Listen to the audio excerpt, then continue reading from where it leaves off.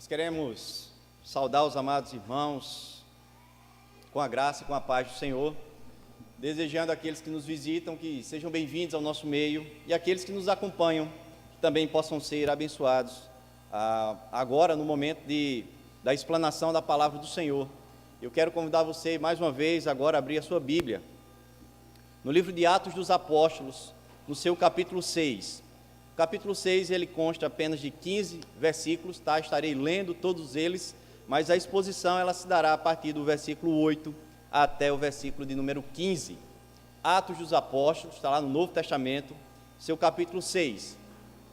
Desde já justificando aqueles que não estiveram aqui pela manhã, o pastor Jonathan, ele se encontra agora à noite na cidade de Jardim do Seridó, ali na congregação, na qual o mesmo estará oficialmente hoje tomando como responsabilidade, pois o candidato ao seminário George estará sobre os nossos cuidados, sobre os cuidados dessa igreja. Então automaticamente aquela congregação ela passa a também ser nossa responsabilidade. Então hoje o reverendo Niclésio estará oficialmente deixando a responsabilidade daquela congregação e o reverendo Jonathan oficialmente assumindo assim os trabalhos de orientação com relação à atuação de George, que estará ali juntamente com aqueles irmãos.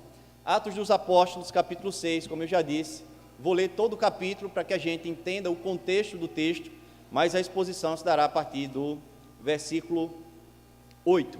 Então diz assim a palavra do Senhor: Ora, naqueles dias, multiplicando-se o número dos discípulos, houve murmuração dos helenistas contra os hebreus, porque as viúvas deles estavam sendo esquecidas na distribuição diária. Então, os 12 convocaram a comunidade dos discípulos e disseram: Não é razoável que nós abandonemos a palavra de Deus para servir às mesas. Mas, irmãos, escolhei dentre vós 7 homens de boa reputação, cheios do Espírito e de sabedoria, aos quais encarregaremos deste serviço. E, quanto a nós, nos consagraremos à oração e ao ministério da palavra. O parecer agradou a todos, ou melhor, o parecer agradou a toda a comunidade, e elegeram Estevão, homem cheio de fé e do Espírito Santo, Filipe, Prócoro, Nicanor, Timão, Pármenas e Nicolau, prosélito de Antioquia. Apresentaram-nos perante os apóstolos, e estes, orando, lhes impuseram as mãos. Crescia a palavra de Deus, e em Jerusalém se multiplicava o número dos discípulos, também muitíssimos sacerdotes obedeciam à fé. Verso 8: Estevão, cheio de graça e poder, fazia prodígios e grandes sinais entre o povo.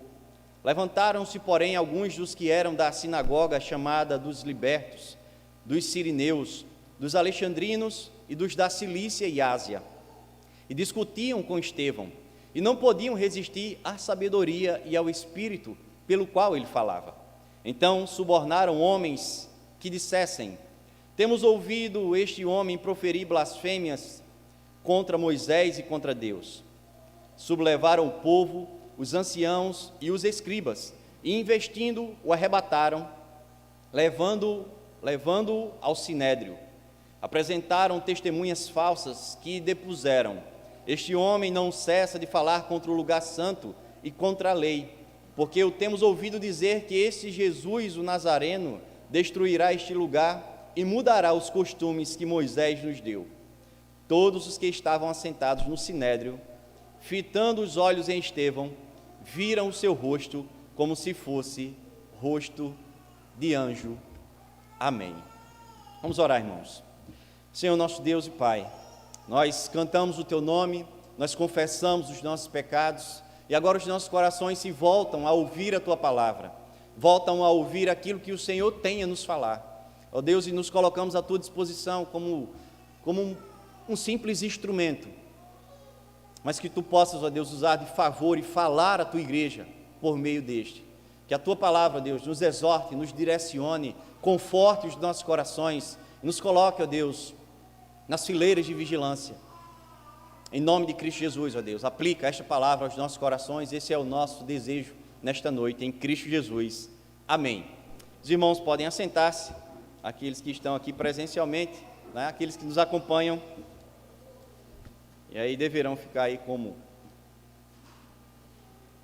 melhor lhe aprouver, tá? Irmãos, como de costume, eu convido você a manter a sua Bíblia aberta, tá? Pois estaremos caminhando entre os versículos, explicando. É um texto pequeno, tá? Um texto, talvez você já tenha ouvido, inclusive, pregações sobre ele, mas um texto que muito me falou, né? Falou muito ao meu coração, e queira o Senhor que fale também à sua igreja. Queridos, você já se viu numa situação onde você não soube o que fazer, seja na sua profissão, seja numa situação na rua, onde você esteve cara a cara com a situação e disse assim: eita, agora o que é que eu faço? Né? O que fazer? A quem chamar? Eu acredito que todos nós já devamos ter vivido algo parecido, né? Ou mesmo tomar uma decisão que envolvesse outras pessoas, como prestar um socorro num acidente, ser posto numa situação onde tenha que falar em público e de repente não deu tempo de se preparar, ou outra coisa desse tipo, onde você ficou cara a cara com o desafio. E aí é lógico que a gente precisa concluir que quando não se tem tempo para o preparo, aí fica difícil para qualquer um.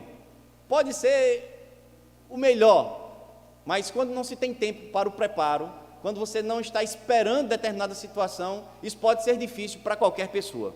Agora imagine você desenvolver uma atividade qualquer que passe por fiscalização, que de tempos em tempos essa fiscalização bata a sua porta. Como você se comporta? Imagina lá no seu trabalho, de repente, um órgão maior vem fiscalizar o seu trabalho, vem fiscalizar as suas finanças. Como você se comporta? Bem, vigilância, cuidado, responsabilidade, tudo isso está dentro desse pacote. Mas quando aquilo que se espera não vem, aí automaticamente é natural do ser humano meio que relaxar. Aquilo que se espera não veio, esperou um dia, 2, 3, um mês, não veio, então a gente vai relaxando. E aquela vigilância que estava prestes a ofertar ali o seu trabalho para fiscalização, agora já não é mais tão vigilante assim. Quando eu preparava este sermão, eu lembrava-me que no ano de 2003, ou seja, 20 anos atrás, eu servia o Exército Brasileiro.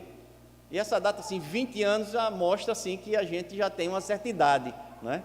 E eu lembrava, preparando este sermão, que ao adentrarmos no Exército Brasileiro ou qualquer outra força armada, nós somos doutrinados, nós somos instruídos, principalmente no Exército, a se preparar quando a gente vai tirar os tais serviços, né? Quando você está pronto para tirar o serviço, todas as noites a gente ouve o mesmo discurso, a gente ouve o mesmo sermão de um fiscal ali, daquele policiamento, onde você precisa prestar atenção, onde você precisa estar vigilante, onde lhe fazem um medo tão grande, e a gente fica esperando um inimigo que ele não vem, né? A gente passa ali noites e noites esperando aquele inimigo, e é uma tensão e uma tensão tão grandes que a gente não tem como relaxar. O dia de serviço, eu estou falando isso no início da carreira, porque com o passar dos dias a gente começa a ouvir uma frase e ela vai fazendo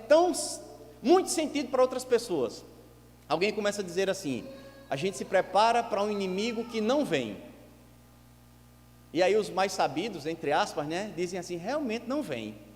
Então assim, eu não preciso mais de tanta vigilância, eu vou assumir ali a minha hora, né, vou colocar a minha arma cruzada ali, mas eu estou me preparando para um negócio que não vem, eu estou me preparando para um inimigo que não vai chegar.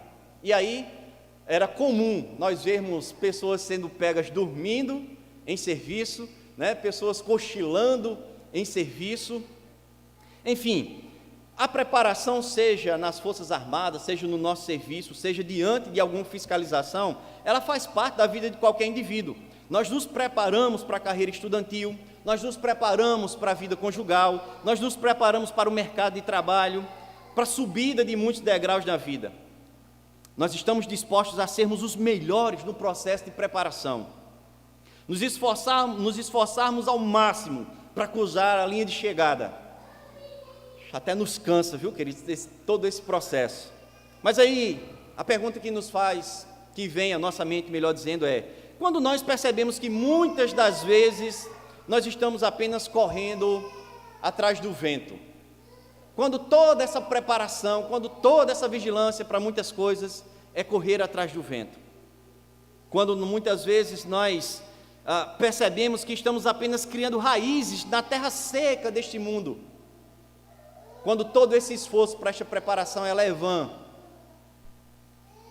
E quando percebemos que para os maiores e verdadeiros desafios de nossas vidas, aqueles que envolvem as nossas almas, muitas vezes nós estamos cochilando, sem o equipamento adequado, sem forças suficientes, e não poucas as vezes nós somos pegos de surpresa. Quando menos esperamos, estamos cara a cara com o desafio.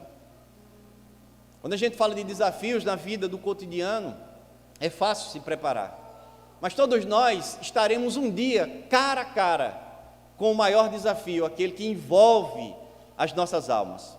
E quando este dia chegar, como estaremos?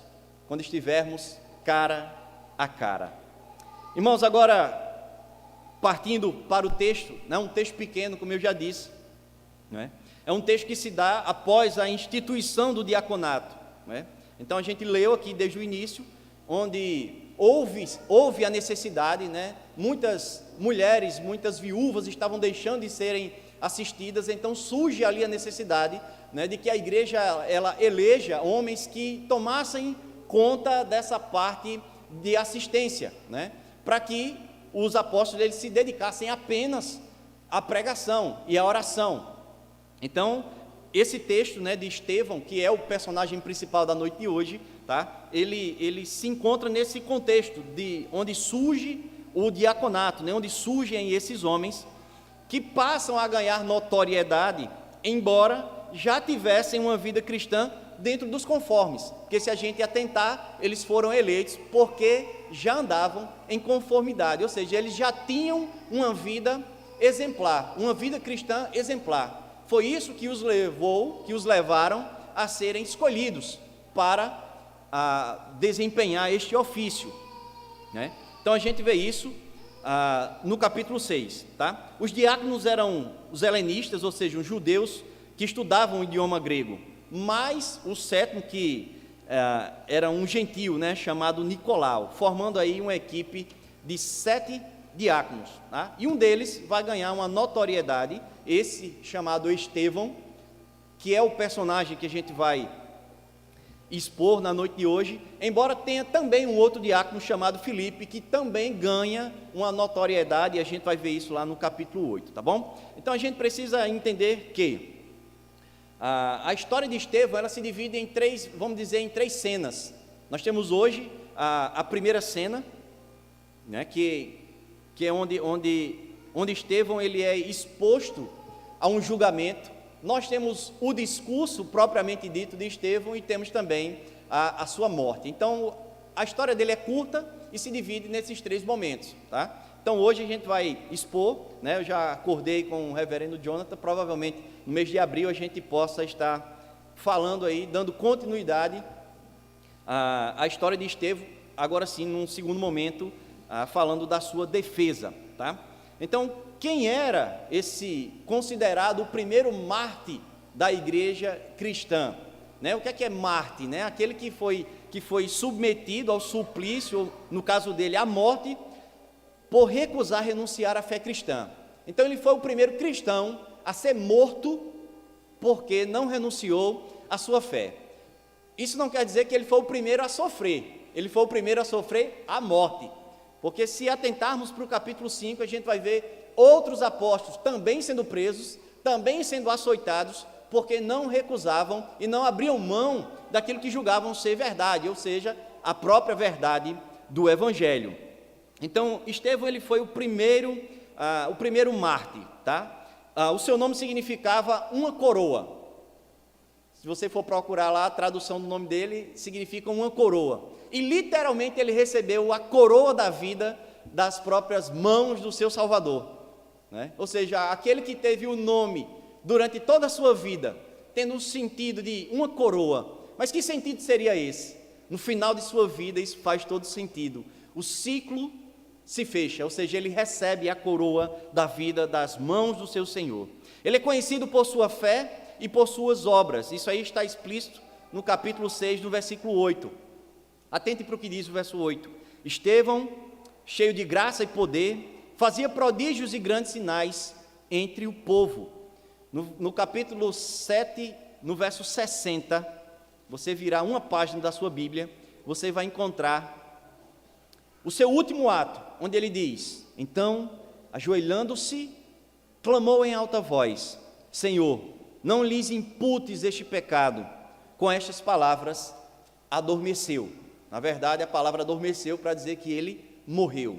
Interessante, queridos, é que Estevão, ele é conhecido por sua fé, ou seja, por aquilo que ele acreditava e por aquilo que ele fazia. Daí uma das razões pelas quais ele foi escolhido entre esses 7 para servir a comunidade. E o interessante, irmãos, é que esse tornar-se conhecido pela fé e pelas obras, ou seja, aqui nós estamos diante de um personagem que se assemelhou até na hora da morte ao seu servo, ao seu senhor, um servo que se assemelhou ao seu senhor até na hora da morte, porque se atentarmos, o que ele falou no versículo 60 é muito parecido com o que Cristo fala em Lucas 23, 34, quando ele diz: contudo Jesus dizia, Pai, perdoa-lhes, porque não sabem o que fazem. Então nós temos aqui um servo que até na hora da morte se pareceu com o seu Senhor. Eu não sei se você já consegue fazer essa pergunta: você é servo de Deus? Você é servo de Cristo? Até que ponto estamos nos parecendo com o Senhor a qual servimos? Não sei se você já consegue remoer essa pergunta dentro de si. A sua história, como eu já disse, se divide em 3 partes: a perseguição, que é o sermão de hoje, o sermão dele, ou seja, a sua defesa diante do sinédrio, e a sua morte. Outra coisa importante que a gente precisa entender para compreender a importância desse personagem é que o ministério de Estevão, ele é curto e antecede o ministério de Paulo. Ele era um judeu que havia se tornado um cristão. A gente há de atentar que no discurso dele, no capítulo 7, ele era um camarada extremamente inteligente, ele era culto, provavelmente ele havia estudado, certo, nas escolas dos judeus em Jerusalém e também em Antioquia, e ele inaugurou, certo, a lista dos muitos mártires que tivemos ao longo da história. Ele foi o primeiro de uma fila, e depois dele muitos outros seguiram o seu exemplo, dando a sua própria vida por aquilo que acreditavam, certo? Então, deve-se compreender que o Evangelho já sofria grande perseguição, como pode ser visto no capítulo anterior. Ninguém havia morrido ainda por causa do Evangelho, me refiro aos discípulos, tá? Mas se a gente atentar para o capítulo 5, e aí você vai voltar uma página da sua Bíblia, no versículo 41, vai mostrar, aí é o cenário onde os discípulos, eles são levados ao sinédrio, e daqui a pouco a gente vai explicar o que era o sinédrio, e no versículo 41 vai dizer assim, ó: e eles se retiraram do sinédrio, regozijando-se por terem sido considerados dignos de sofrer afrontas por esse nome. Os discípulos, eles foram julgados, açoitados, e eles saíram dali felizes, por se acharem dignos de sofrer pelo nome de Cristo Jesus. Muita diferença para os dias de hoje, né, irmãos? Muita diferença para os dias de hoje. E aí a gente vai agora passar literalmente para o texto. Então Lucas, ele vai ligar a expressão graça e poder, que você pode observar aí no versículo 8, né? Estevão, cheio de graça e poder, ele fazia prodígios e grandes sinais entre o povo. Então Lucas, que é o escritor de Atos, né, ele vai fazer essa ligação de graça e poder ao trabalho que Estevão desenvolvia, de misericórdia, de cura, de ensino e de pregação. Ele comparou também ao que os apóstolos já faziam.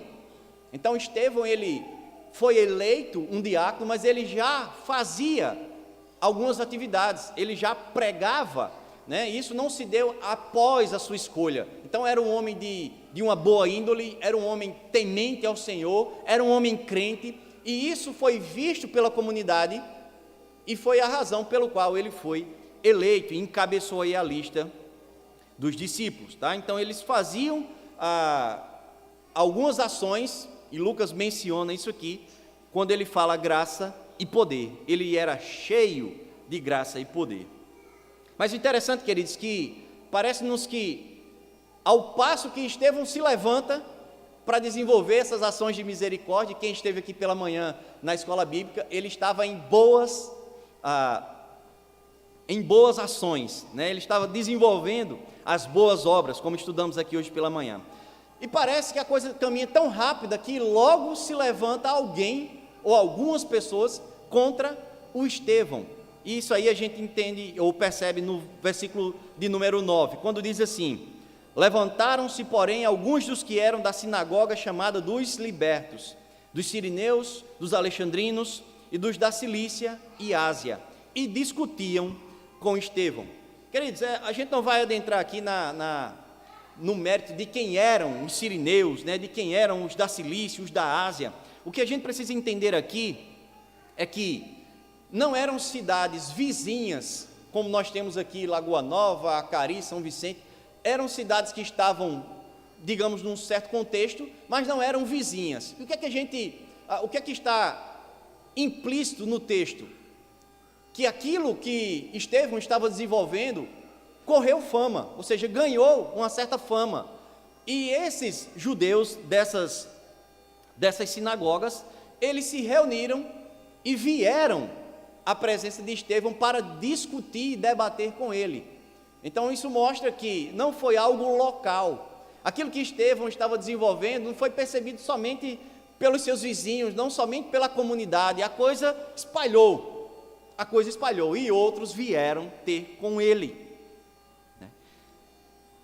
Os judeus citados, eles não discutiam sobre as curas, né, sobre as obras de misericórdia que Estevão estava desenvolvendo.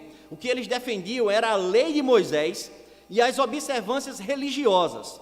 Eles discutiam aqui, na verdade, doutrina e adoração.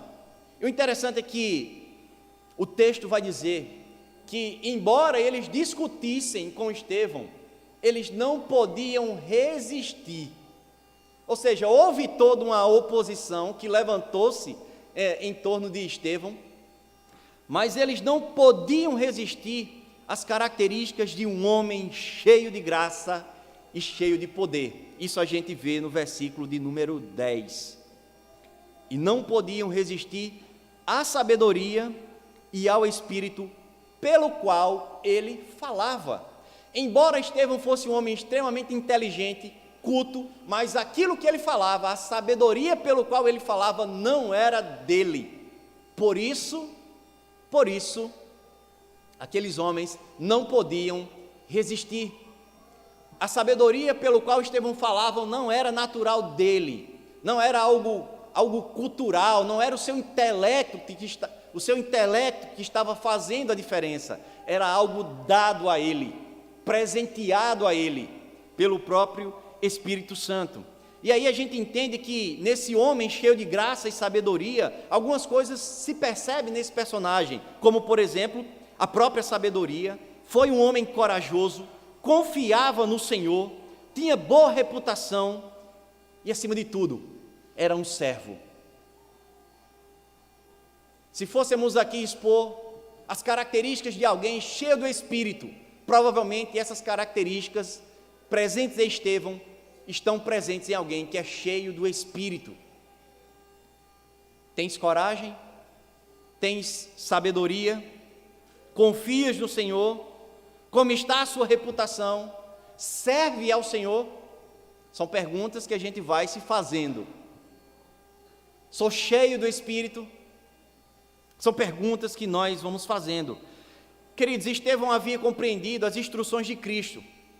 Em Lucas, no seu capítulo 21, no verso 15, Jesus vai dizer o seguinte: pois eu lhes darei palavras e sabedoria, a que nenhum dos seus adversários será capaz de resistir ou contradizer. Aquilo que estava acontecendo com Estevão, o próprio Jesus já tinha dito que iria acontecer. Jesus prepara os seus discípulos e diz: eu lhes darei Ou seja, não, embora o camarada fosse extremamente inteligente, sábio, mas Jesus está dizendo: eu lhes darei palavras, eu lhes darei sabedoria, que os seus adversários não serão capazes de resistir. Ou seja, não era algo humano, era algo dado, era algo divino. Então a palavra sabedoria, uma outra curiosidade, ela só aparece 4 vezes no livro de Atos dos Apóstolos, e 2 delas se referem a Estevão. Ou seja, é alguém que salta nessa relação dos discípulos, dos diáconos, e nos chama, no mínimo, a atenção. Ele era sábio, o Senhor deu sabedoria àquele diácono. E é interessante, irmãos, que se os judeus eles tivessem compreendido contra quem estavam se opondo, eles saberiam que não venceriam. Mas por desconhecerem, eles persistiram na perseguição, criando estratégias ilegais para o incriminarem. A gente vai ver num outro sermão, tá, que Estevão ele foi posto diante de um julgamento, tá? Ele foi aqui, a gente vai finalizar apenas com a cena e a gente vai ficar com a curiosidade de voltar ao texto e ver o que aconteceu nessa cena, tá? E aí o interessante, irmãos, é que no versículo 11 surgem aí, porque eles falharam em não resistir, eles não conseguiram dobrar Estevão e colocar no bolso, então eles procuraram uma outra estratégia, e o inimigo ele utiliza disso, certo? Satanás, na verdade, ele se opõe ao povo de Deus por meio da falsidade, por meio da mentira. Afinal de contas, ele é o pai da mentira. Ou ele se opõe pela falsidade, ou ele se opõe pela violência. Neste caso aqui, das 2 formas. Ele se opõe pela falsidade. Por quê? Porque, não podendo resistir às palavras de Estevão, aqueles homens subornaram falsas testemunhas. Ou seja, pessoas foram pagas para falarem mal do diácono Estevão, né? Então, os perseguidores, eles se opunham a tudo que fugisse da fidelidade à lei ou aos costumes judaicos. Daí eles consideraram suspeito qualquer um que fugisse das rígidas regras e das ordenanças que eles tanto bem observavam. A gente falou aqui hoje pela manhã sobre uma vigilância, um zelo cego. Era mais ou menos isso que eles tinham. O que importava para eles era a lei mosaica, né? Eram os atos religiosos e cerimonialísticos. Então eles viram na fala de Estevão, e a gente vai perceber isso daqui a pouco, tendo como se fosse uma ameaça, ou seja, está surgindo aí um ensino que vai contrário àquilo que a gente prega. Ou seja, ele está movimentando o povo ao ponto de nós lá nas nossas sinagogas ouvirmos falar desse movimento aí causado pela pregação de Estevão. Mas porque não só eles defendiam o que acreditavam, porque contrataram essas falsas testemunhas. Interessante, queridos, que aqui é uma curiosidade dentro do texto. As acusações, elas eram sérias e a pena era o apedrejamento. Ou seja, eu não posso calar esse indivíduo, ele é sabido demais, ele é um camarada usado pelo Senhor, eu não posso pará-lo, mas eu vou agora criar aqui uma estratégia para que esse indivíduo ele seja calado. E aí contrata-se as falsas testemunhas e o acusam de um crime, que seria, no caso, a blasfêmia, onde a pena seria a pena de morte por apedrejamento. E foi o que aconteceu. E foi o que aconteceu com esse que foi o primeiro mártir da história. E aí, blasfêmia contra quem? Contra Deus e contra Moisés. Quando Lucas cita aqui Moisés, ele está se referindo aos 5 primeiros livros, né? ao Pentateuco, ou seja, onde os 10 mandamentos, onde as ordenanças de Deus estão ali bem implícitas. Ou seja, Estevão estaria se levantando, segundo eles, contra Deus e contra Moisés, ou seja, a lei de Deus. Mas o que é que Estevão havia falado de tão grave para ser acusado de blasfêmia? Atente para o que diz o verso 48 do capítulo 7. Aqui a gente já está diante da defesa de Estevão. Olha só o que diz o verso 48. Lembrando que aqueles que o acusavam eram extremamente zelosos com o templo e com costumes ali desenvolvidos. Olha o discurso de Estevão no versículo 48. Entretanto, não habita o Altíssimo em casas feitas por mãos humanas, como diz o profeta. Essa foi uma fala que Estevão já havia dito. Então surge para eles como uma nova doutrina, ou uma blasfêmia. Ou seja, Estevão está dizendo que Deus não habita no lugar que a gente tem o maior zelo do mundo. Estevão está dizendo que aqueles que são servos de Deus podem adorar em qualquer lugar. E isso eles consideraram uma blasfêmia. Por isso que surge ali todo um movimento que não foi um movimento amigável, né? É notório aqui a força que as falsas testemunhas tiveram, pois eles conseguiram movimentar todo o povo. Isso aí é uma coisa interessante. Não só os leigos, mas eles movimentaram também os anciãos, que eram as autoridades civis, e movimentaram também os escribas, que eram os doutores da lei. Ou seja, o perigo da falsa testemunha. Eles conseguiram movimentar a ponto de que não só aqueles que eram leigos, que não sabiam ao certo o que estava acontecendo, mas os doutores da lei e os anciãos. Então todo esse povo foi movimentado. O interessante aqui é que aparecem duas palavras: investiram e arrebataram, demonstrando que a situação não foi tão pacífica. Cria-se ali um clima de julgamento. Ou seja, eles levantaram as acusações de blasfêmia e rapidamente tomaram Estevão e o levaram ao julgamento, o levaram ao sinédrio, tá? E aí a gente já entra aqui numa palavra que para alguns possa se parecer nova, tá? Então essa é a terceira vez que o Supremo Tribunal de Israel leva seguidores de Jesus para julgamento.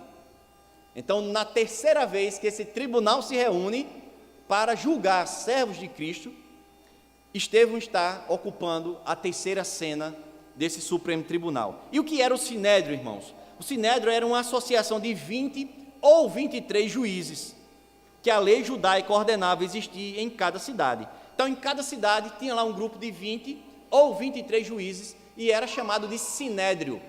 E esse Sinédrio julgava situações relacionadas à lei, como nesse caso aqui foi a de Estevão, tá? Então o grande Sinédrio era uma assembleia de juízes judeus que constituía a corte e o poder legislativo da antiga Israel. Então nós estamos aqui diante de uma situação onde temos juízes e uma multidão reunida nesse lugar, que eram semi-arcos, como se fosse um anfiteatro, onde aquele que seria julgado era posto ali no meio, e todos aqueles juízes iriam ouvir a sua defesa, ou iriam ali promulgar a sentença do julgamento. Esse foi o cenário que Estevão se encontrava. Ele foi tomado, ele foi tirado daquela situação e foi levado até ao Sinédrio. A gente vê e nos parece ser algo rápido a história de Estevão. Mas devemos entender, irmãos, que como naquela época não existia redes sociais, Estevão desenvolveu esse trabalho durante algum tempo. Não se sabe ao certo quanto tempo, mas o tempo suficiente para que o seu discurso, para que as suas obras se espalhassem a ponto desses que se incomodaram e acharam que estaria existindo ali um rugir de uma nova doutrina. Consideraram-no como um blasfemador e o levaram a julgamento. Parece ser uma história curta, parece ser uma história que olhamos e até não nos identifiquemos. Talvez você nunca tenha estado num sinédrio da vida, muito provavelmente. Talvez alguém aqui já esteve diante de um juiz esperando uma sentença por alguma causa. Talvez você já tenha sido o centro do julgamento de alguém. Não sei se por amor ao Evangelho. Não sei se você já foi levado, por exemplo, por amor ao Evangelho, por aquilo que você crê, por aquilo que você faz, à roda de juízes, e tendo que defender aqui a sua fé. Não sei se você já passou por isso, mas muito provavelmente você faça parte de um grupo de rede social, de WhatsApp, por exemplo, que tenha bem mais do que 20 juízes, que tenha bem mais do que 20 pessoas que irão olhar para você e irão lhe julgar por aquilo que você pensa, por aquilo que você posta, pela sua vida, que muitas vezes fazemos questão de colocar para que todos vejam. Talvez você já tenha estado numa roda de amigos, onde eles irão lhe julgar pelo seu procedimento ou pela sua posição. Talvez você já tenha estado no centro da sua família, onde a maioria não se diz cristã, ou melhor, se diz cristã, mas não segue nada do cristianismo. E você tem ali que defender a sua fé, mesmo sabendo que o seu tio, a sua tia, a sua mãe, o seu pai, o seu primo distante, não vai concordar com aquilo, e talvez o seu laço familiar ele seja enfraquecido. Talvez em situações como essas, nós venhamos a nos assemelhar com Estevão. Estou me referindo apenas em estar em situações. O que ele vai fazer, e a gente não vai ver isso hoje, vai nos confrontar ainda mais. Isso será no segundo sermão. O seu discurso irá nos confrontar ainda mais. Mas o versículo 13, atente para o que diz o verso 13. Apresentaram testemunhas falsas, que depuseram: este homem não cessa de falar contra o lugar santo e contra a lei, porque o temos ouvido dizer que este Jesus, o Nazareno, destruirá este lugar e mudará os costumes de Moisés, que Moisés nos deu. Verso 15. Todos os que estavam assentados no sinédrio, fitando os olhos em Estevão, viram o seu rosto como se fosse rosto de anjo. Em meio à tensa situação de estar sendo ali julgado, Estevão não experimentou o desespero. Estevão não temeu o resultado da sentença. Pelo contrário, o seu rosto e fisionomia se transformaram à semelhança de rosto de anjo. O que houve ali, irmãos? Lembra que no início do sermão eu perguntei se você já se deparou com uma situação onde não sabia o que fazer? Lembra que eu falei no início do sermão sobre preparação, sobre estar preparado? Estevão sabia, porque ele era seguidor de Cristo. Ele sabia que isso poderia acontecer mais cedo ou mais tarde. E a gente vai ver no capítulo 7 que todo esse discurso de Estevão, ele já estava preparado para quando fosse posto diante dos seus adversários. Porque os argumentos que ele levanta, a defesa da sua fé, mesmo ciente, mesmo diante de um julgamento de morte, ele não fez feio, ele não abriu mão dos seus princípios, daquilo que ele acreditava. Interessante, queridos, que os seus acusadores não se dobraram às verdades por ele proferidas. No capítulo 7 nós veremos uma outra oportunidade, que mesmo diante de tudo aquilo que ele falou, Estevão foi apedrejado. Eles não foram convencidos de todas as verdades faladas por aquele diácono. A cena se encerra com Estevão diante daqueles juízes, diante do povo que acompanhou. A cena se encerra com o seu rosto sendo mudado. O rosto ficou como o rosto de anjo. A sua fisionomia mudou. Finalizamos aqui a explicação do texto, e as perguntas que nós fazemos como aplicações são 3, ou melhor, 3 aplicações. A primeira delas, irmãos, é que nós precisamos entender e nos perguntar que diferença nós fazemos. Que diferença nós fazemos neste mundo caído?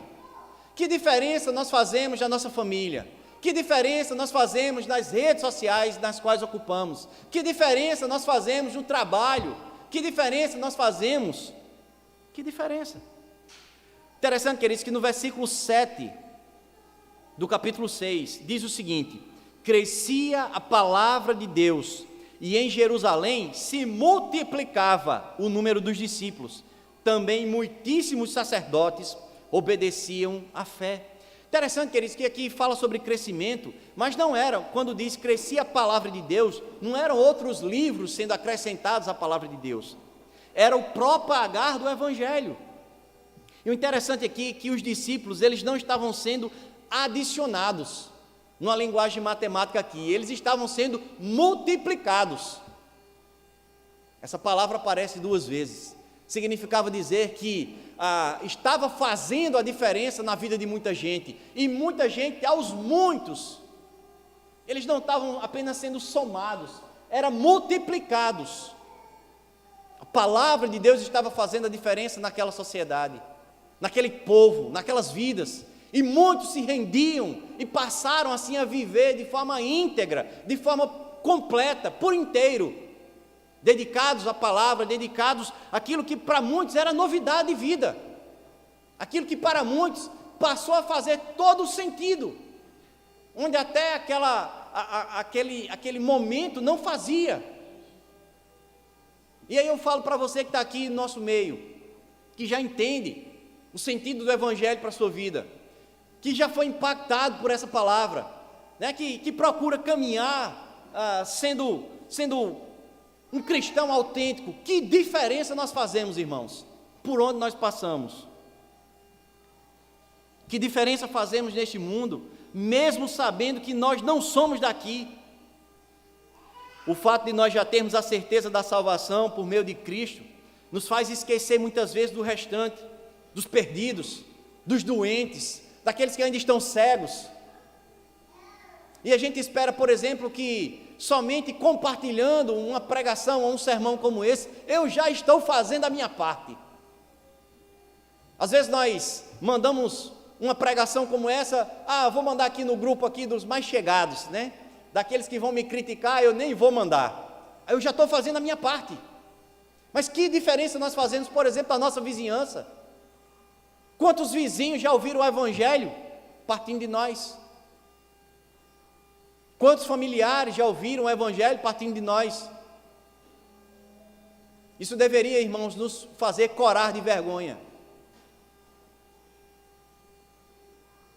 Isso deveria nos fazer refletir sobre a funcionalidade que tenho como cristão, como divulgador dessas boas novas. E aí talvez você diga assim: não, mas o Evangelho já foi propagado a todo mundo. Quando pessoas se convertem ao Evangelho, a vida passa a fazer sentido, porque a palavra vai fazer com que elas entendam isso, que a vida ela só faz sentido quando a criatura reconhece o seu Criador, quando a criatura reconhece a dependência que se tem desse Criador. Mas por mais que já tenham ouvido falar de Jesus, desse plano de salvação, se não compreenderem, se não ouvirem a legítima pregação do Evangelho, mas quem vai pregar? Quem irá, Senhor? Sou eu e você, irmãos. Nós somos chamados a fazer a diferença. Nós somos chamados a impactarmos. Você já tem feito isso? Se tem, meu irmão, continue. Peça ousadia ao Senhor.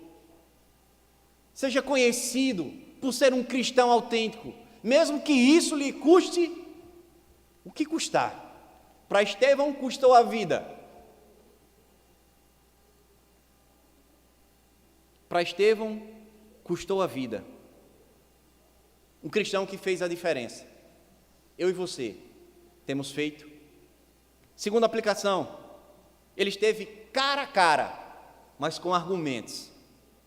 Ele esteve frente a frente, ele esteve ali no centro de opositores, mas com argumentos. Eles não puderam resistir à sabedoria e ao Espírito. A pergunta é: o quanto temos nos preparado para as investidas? O próprio Deus falou que o seu povo padecia por falta de conhecimento. Oséias 4:6. Eu não me refiro apenas, irmãos, aos embates pessoais, a nos encontrarmos com alguém que é de uma outra denominação, ou segue uma outra teologia, ou é de uma outra igreja e quer debater conosco. Eu não me refiro somente a isso. Mas como lidamos, por exemplo, com situações rotineiras e não nos damos conta de que às vezes estamos sendo levados por ventos de doutrina. Nos falta muitas vezes solidez, nos falta muitas vezes a clareza em nossa mente sobre o que cremos. Onde muitas vezes nós vemos aos montes pessoas sendo levadas por ventos de doutrina. E muitas vezes nos faltam argumentos. Estevão estava preparado e não fez feio, viu? Ele tombou diante dos homens, mas o Senhor estava de pé para o receber. No capítulo 7, no versículo 56, vai nos dizer assim: e disse: eis que vejo os céus abertos e o Filho do Homem em pé à destra de Deus. Nós estamos diante de um cristão que, frente a frente com a morte, não culpou, a exemplo de Cristo, aqueles que os lançaram pedras. Ele tombou diante dos homens, mas ele olha para os céus e vê o Senhor de pé, à direita do Senhor, à direita de Deus, lhe aguardando.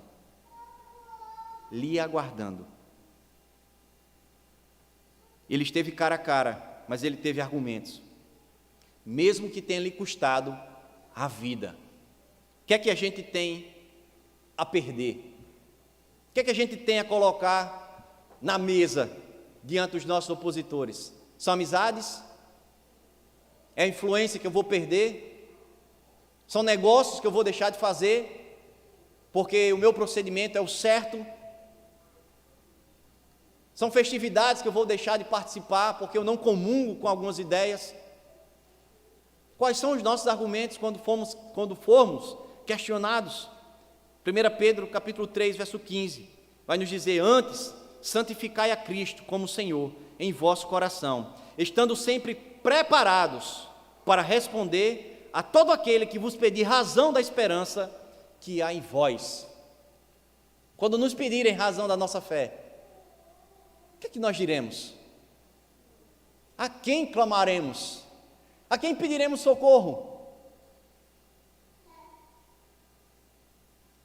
Nós temos argumentos quando nos depararmos cara a cara com os desafios. Por último, pagando o preço. Até que ponto, irmãos, nós estamos dispostos a caminhar por amor ao Evangelho? Estevão foi o primeiro da fila, preste atenção nessa palavra, ele foi o primeiro da fila de muitos que perderam suas vidas por amor ao Evangelho, por amarem e não negarem ao seu Senhor. Ele foi o primeiro de uma fila. Depois dele, outros foram sendo chamados e não se negaram, não passaram a vez. Primeiro chamaram Estevão e o levaram, e ali o julgaram, o sentenciaram, e aquele que tinha um nome, uma coroa, recebe a coroa da vida das mãos do seu Senhor. Quando nos chamarem na fila dos opositores, que faremos?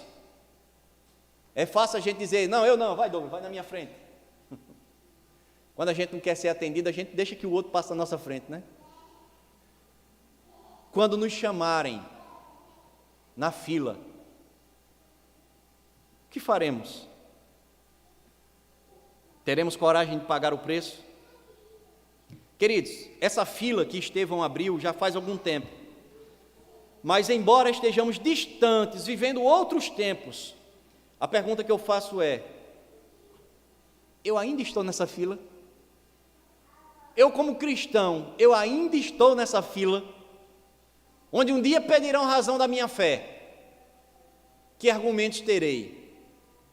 Que preço pagarei? Que diferença eu farei? Eu estou na fila dos que creem acima de tudo, dos que não ligam com os julgamentos. Eu estou na fila daqueles que não ligam com as críticas.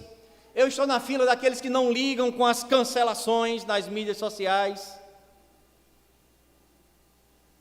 Em que fila eu estarei? O nosso procedimento aqui definirá que fila eu tenho andado. Quero finalizar, irmãos, pedindo com que você abra sua Bíblia no livro de Mateus, no seu capítulo 25. Todos nós, você que está aqui, você que nos assiste, nós estamos em filas. Serão duas filas. Talvez nesse primeiro momento, talvez onde nós estamos vivendo, essas filas estão misturadas. Elas serão organizadas em um dia, que está escrito aqui, em Mateus capítulo 25. Serão duas filas, serão duas chamadas. Lembra quando você era da escola que entrava numa fila, ia chamando o seu nome ou o seu número? O nosso procedimento, enquanto aqui estivermos, nessa esfera terrena, já define em que fila nós estamos andando. O Senhor, um dia, vai falar e vai separar toda a multidão que está misturada em duas filas.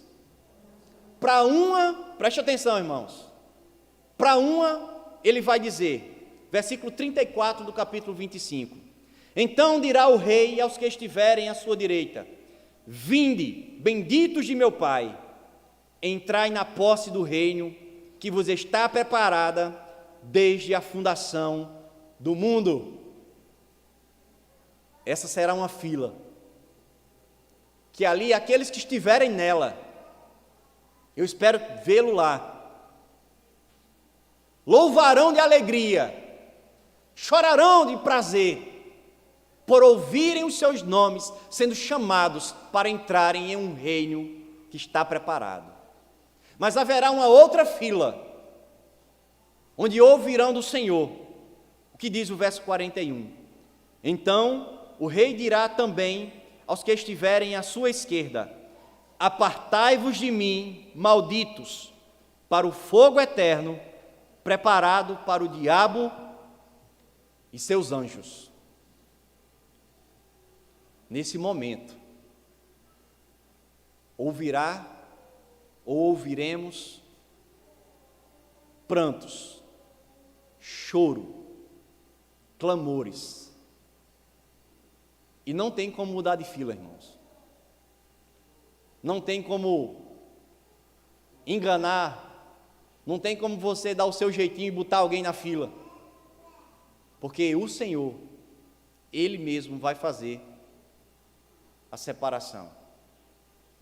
Estevão abriu uma fila, a fila daqueles que não se envergonharam, a fila daqueles que pagaram o preço, a fila daqueles que creram até o final, a fila daqueles que não se envergonharam do Evangelho, da forma como viviam, daquilo que acreditavam.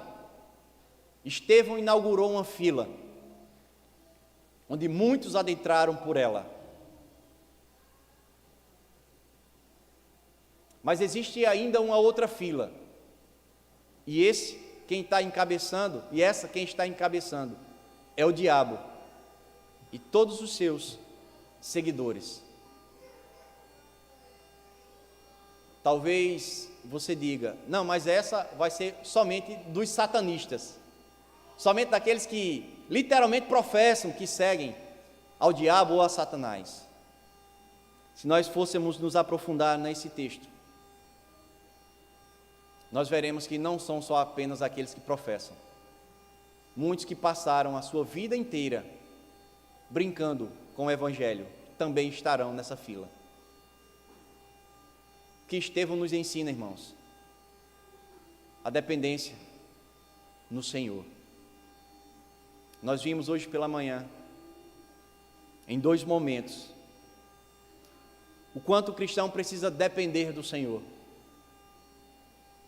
O quanto o cristão precisa ter a sua conduta, a sua vida, os seus afazeres, tudo isso, todo o nosso ser, todo o nosso procedimento balizado pela palavra do Senhor, normatizado pela palavra do Senhor. Nós somos chamados a fazer a diferença, a termos argumentos quando pedirem provas da nossa fé, e nós somos chamados a pagar um preço. Resta-nos a pergunta: em que fila nós estamos? Em que fila você que está nos assistindo está? Talvez você ainda não saiba ao certo, talvez você ainda não tenha essa certeza de onde está. O que eu lhe digo é: não espere para a última hora para ver em que fila você está. O Senhor lhe concede a oportunidade de, diante da sua palavra, sendo uma vez impactado por ela, reconhecer quem você é, um miserável pecador que precisa desesperadamente de um Salvador. O Salvador é o nosso Senhor Jesus Cristo, e por meio da sua palavra, graciosamente, Ele se apresenta a você por meio da pregação. Reconheça quem és, reconheça o Senhor a quem podes passar a servir, fazendo toda a diferença, tendo toda a convicção, estando disposto a pagar um preço. Só assim terás certeza da fila que ocuparás, não no último dia, mas já desde agora. Que Deus o abençoe, que Deus nos abençoe, e que o exemplo de Estevão nos inquiete, para que possamos olhar para o nosso procedimento. E talvez você reflita: o meu procedimento não tira nem um fino com o procedimento de Estevão. O meu procedimento não é nem uma pequena porcentagem do que Estevão foi. Talvez essa seja a sua reflexão. E talvez eu lance aqui uma última inquietação: o que tens feito para mudar essa situação? Estevão buscava a dependência do Senhor. Estevão foi cheio de sabedoria do Senhor. Estevão tinha domínio da palavra. Estevão esteve disposto a pagar um alto preço. Tudo aquilo que eu e você, se um dia viéssemos a perder, por amor ao Evangelho, não se compararia com o grande sacrifício feito na cruz do madeiro, por amor de muitos. Vamos orar, irmãos. Senhor nosso Deus, mais uma vez, a Tua palavra nos impacta. Mais uma vez, ó Pai, nós somos impactados por ela. E o exemplo daquele que abriu uma fila nos fala nesta noite. Te pedimos, ó Pai, endireita as nossas veredas, perdoa o nosso proceder, nos encoraja, ó Deus, para que possamos entrar nessa fila e não sair dela por vontade própria. Nos encoraja, nos segura, nos fortalece, para que venhamos, ó Deus, ouvir da Tua voz: achegai-vos, benditos de meu Pai. Que o mérito não seja nosso, o mérito é somente Teu. Nós Te louvamos, ó Pai, por mais uma vez ouvirmos a Tua voz, e Te pedimos, nos inquieta, para que venhamos, ó Pai, a mudar diante do Senhor, que o nosso proceder seja outro, e que a razão seja a Tua palavra nos exortando. Muito obrigado, Pai. Nós te louvamos, nós te bendizemos e nós te agradecemos em nome de Cristo Jesus. Amém.